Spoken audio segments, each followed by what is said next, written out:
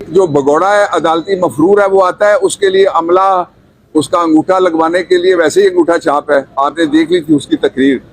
वो अंगूठा छाप का अंगूठा लगता है जाके एयरपोर्ट। दूसरी खान का ट्रायल है, वो इन कैमरा ट्रायल उसको कहा जा रहा है।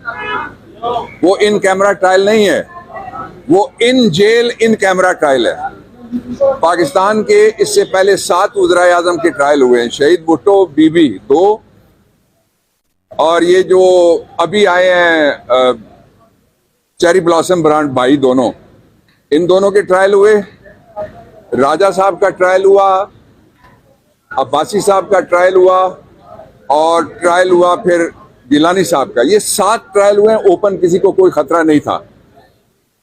और एक तरफ एक जो भगोड़ा है, अदालती मफरूर है, वो आता है, उसके लिए अमला उसका अंगूठा लगवाने के लिए वैसे ही अंगूठा छाप है। आपने देख ली थी उसकी तकरीर।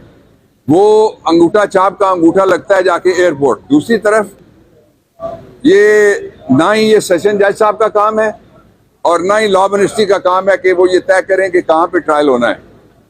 ये जो ट्रायल कोर्ट है उसको इख्तियार है सेक्शन 14 के नीचे, जो इख्तियार यूज नहीं किया जा रहा, एब्यूज किया जा रहा है। मैं बताता हूं कैसे।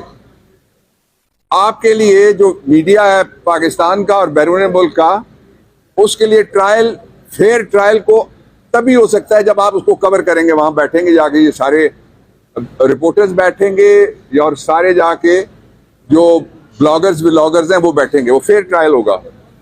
जो कानून में लिखा हुआ है, सेक्शन 14 है ऑफिसर सीक्रेट एक्ट का, उसमें लिखा हुआ है कि किसी शख्स को या सबको अदालत अगर समझे कि कोई ऐसा मरला केस में आ गया जहां रियासत को खतरा है, ये मैं लफ्ज इस्तेमाल कर रहा हूं, I would like to be contradicted. ये सेक्शन 14 है कि वो लफ्ज अगर आ जाएं जिससे रियासत को खतरा दरपेश हो, तो तब लोगों को बाहर निकाला जा सकता है। लेकिन 2 तबकात को नहीं निकाला जा सकता। एक वकील नहीं निकाले जा सकते, वहां वकील नहीं जा सकते, जेल है। दूसरा, आप नहीं जा सकते, वरना आप वो ट्रायल देखने के लिए वहां खड़े हों। वो ट्रायल नहीं हो रहा, ट्रायल का कत्ल हो रहा है। It is murder of a trial जो इमरान खान के खिलाफ प्रोसीडिंग कर रही है। ये मौजूदा हुकूमत याद रखे, पिछली हुकूमत भी याद रखे, आपका नाम उसके ऊपर से स्याह धब्बा कभी मिटेगा नहीं। और उस ट्रायल में किया क्या जा रहा है? मीडिया बाहर है, वकील बाहर हैं, कहते हैं इंसाफ होता हुआ नजर आना चाहिए। मुल्क की आखिरी बड़ी अदालत को मैं खराज तहसीन पेश करता हूं, और इनसे पहले अतर मिनुल्लाह साहब को, जिन्होंने कहा था कि कैमरे पे ट्रायल हो, सारे लोगों को दिखाओ। यहां जितने केस चल रहे हैं वो सारे के सारे ऐसे केसेस हैं जो बड़े केसेस हैं, और प्राइम मिनिस्टर का ट्रायल हो रहा है जहां मीडिया मौजूद नहीं है। क्या हो रहा है किसी को कुछ पता नहीं है। और जेल में ट्रायल जो होते हैं, मैं बीबी का मैं वकील रहा हूं। मैं जेल जो कोर्ट लखपत में नवाज शरीफ के दौर में ड्रग केस था जिसमें डेथ सजा थी आसिफ जरदारी का, मैंने वो ट्रायल सारा लड़ा, लेकिन उसमें रिपोर्टरों को जाने की इजाजत थी। वकील हम जितने चाहें हमारे साथ जा सकते थे। तो ये इंसाफ का कत्ल हो रहा है। और ये जबरन जो आज चार्जशीट लगाई गई है उसकी कोई हैसियत नहीं है। ये बोगस केस है, इसका कोई मुस्तकबिल नहीं है। इसलिए मेरी दरखास्त होगी कि जो रेलेवेंट अदालतें हैं सुपीरियर, वो इसका नोटिस लें।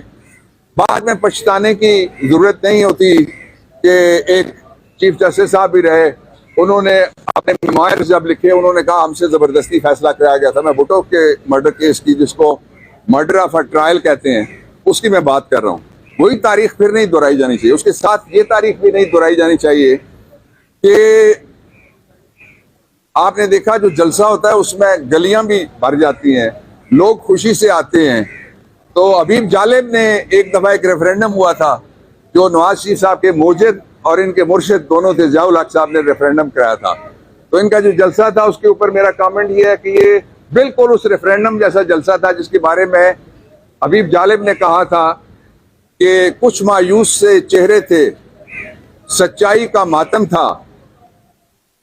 और दूसरा जो उसने कहा बहुत सख्त है, वो शायद आप चला ना सके, इसमें से पता नहीं कितना चलेगा। Thank you. तारीख की सबसे बदतरीन जो गोलाबारी और एयर अटैक्स हुए हैं गजा पे, उनकी मैं मजम्मत करता हूँ पाकिस्तान तहरीक इंसाफ की तरफ से बतौर वकील खुद भी। और मैं मुतालबा करता हूँ फौरी तौर पे कि जो OIC है अपनी मीटिंग बुलाए। 10 तारीख से ये 7 तारीख से ये हमला शुरू है और 10 दिन बाद उन्होंने 17 को अपनी मीटिंग बुलाई है। और जो गवर्नमेंट ऑफ पाकिस्तान है वो भी जुबानी जमा खर्च ना करे, बल्कि जिन कमेटियों की सरबराही OIC की हमारे पास है, पाकिस्तान के पास है, उनका इजलास बुलाया जाए ताकि गजा के अंदर जो इंसानियत का कत्लेआम हो रहा है उसको रोकने की कोई सबील निकाली जा सके।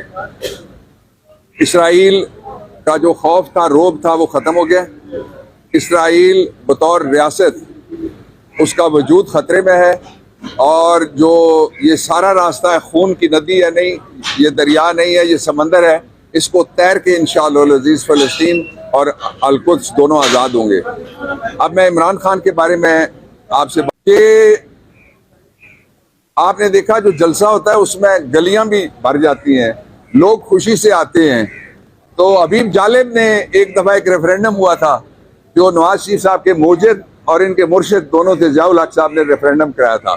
तो इनका जो जलसा था उसके ऊपर मेरा कमेंट ये है कि ये बिल्कुल उस रेफरेंडम जैसा जलसा था जिसके बारे में